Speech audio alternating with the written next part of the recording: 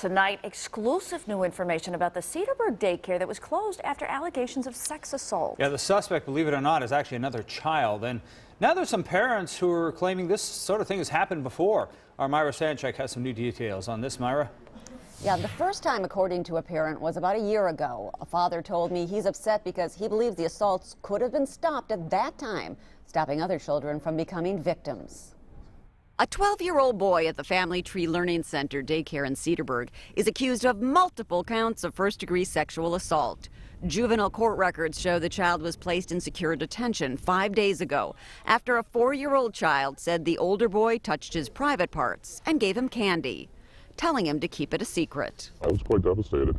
I mean, to think that my child had gone to daycare there, and to hear that all these other children are now victims of another incident at the exact same daycare where there was already a previous incident. This father of a different young child says he became aware a similar incident was investigated more than a year ago at the same daycare.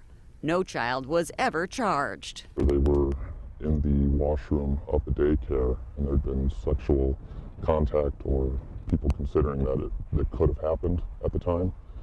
The children were all questioned by social services and the Cedarburg police at that time, but nothing was ever pursued. This father says the 12-year-old involved in the latest incident was questioned at that time.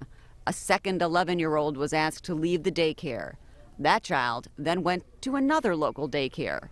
This father feels authorities failed in protecting the community. When children are especially involved, I mean, that's social services' job and the police department's job is to protect kids. Kids they're innocent. You know, they should be protected and watched out for, especially the little ones between that age range of, you know, the preschoolers, the 3 to 5 year olds, and all the way up. I mean, it doesn't matter the age of the child, every child should be protected.